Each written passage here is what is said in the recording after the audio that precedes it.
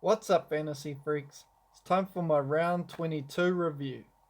949 points, overall rank 987, still inside the top 1k, and it was a rough week for injuries this week.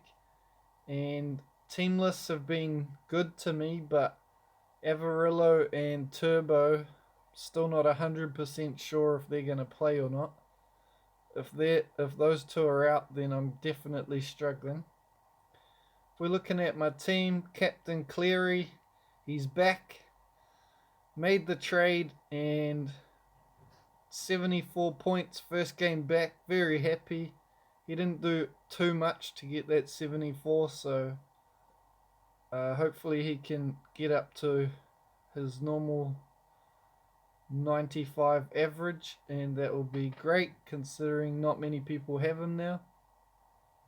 Looking at the rest of my team, McCullough with 34, he's out injured for the rest of the season. CHN, he's suspended for the rest of the season, and with 15 points, it was a shocker. And who else have we got? Fafita with 26 was horrendous. Avarillo 34 might have a broken hand. Turbo with his fractured cheek, he could be out.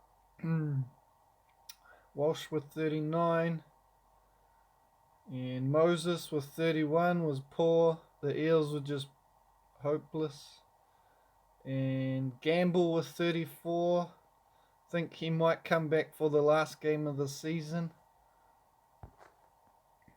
So that, and we had my emergencies looked pretty strong with Hines with 57, Verrills 47, and Peachy 40, which I'll definitely be needing them this week. Hines has been moved to the halves this week, so that's good for my team. Looking at the better scorers for the round, Haas was 69, Jackson with 81 was insane. Dewey with 85 has just been a great buy.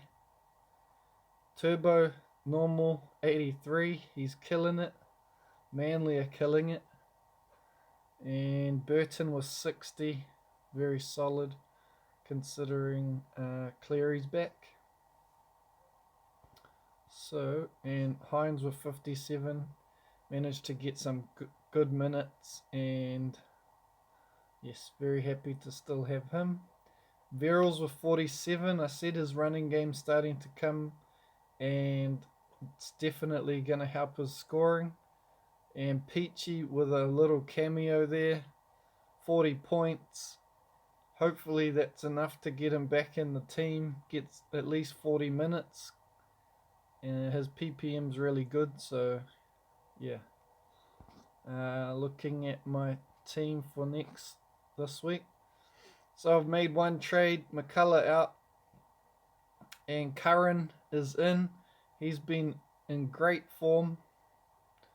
If we have a look, 9.6% owned. He's had 97 and 83 his last two scores, and a 59 against the Rabbits as well. I mentioned earlier in the season that he was going to be a good buy, and then he injured his shoulder in that tackle. And then I wasn't sure. He had 260. He had, round 14. Oh, and then he was out with COVID as well. So yeah. Hopefully next season he gets a full season. But he's very happy to pick him up at his price and the form he's showing. And the Warriors have 3 easy games coming home, and they need to win all 3 to get to the top 8. So I think if they're going to do that, Curran's going to have to be one of their star players, and he looks like he's up for the challenge. It's really good to have another Warrior in my team. So that finishes my trades for the season, and I've moved Verrills into hooker to take McCullough's spot. Peachy into the mids. And moved Jackson into the edge. I've got Moses and Cleary in the halves. Ramian and Burton in the centres. Ponga, Turbo and Walsh in the wing fullback. And then I've got Hines, Dewey, Avarillo and Curran on the interchange. All dual position, so that's handy for, well, not that it really matters for covering at this stage when I've only got 17 players. But yeah, hopefully I'll get Gamble and Crichton back for the very last game of the season. But other than that, I know a lot of people out there will be struggling to put together 17, so I'm not too worried. And hopefully the people that organize this competition realize that a 21 man squad is just not big enough. We used to have 25 players. That was a much better structure, and the more players you have gave you more options to, as a good fantasy manager, to get ahead of the other players. And yeah, hopefully they go back to that bigger squad in the future. And potentially they definitely need to do something with the trades.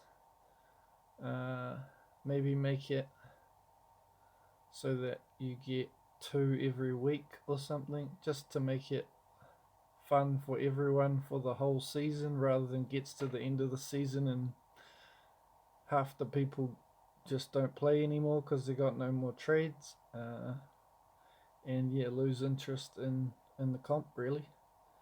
So that's my thoughts on that. And also I reckon they should do something like they do in fantasy football, where you have a wild card, and they could do that for State of Origin maybe, so that you're not having to worry about State of Origin players. You can just change your whole team for State of Origin bye rounds and then get your team back.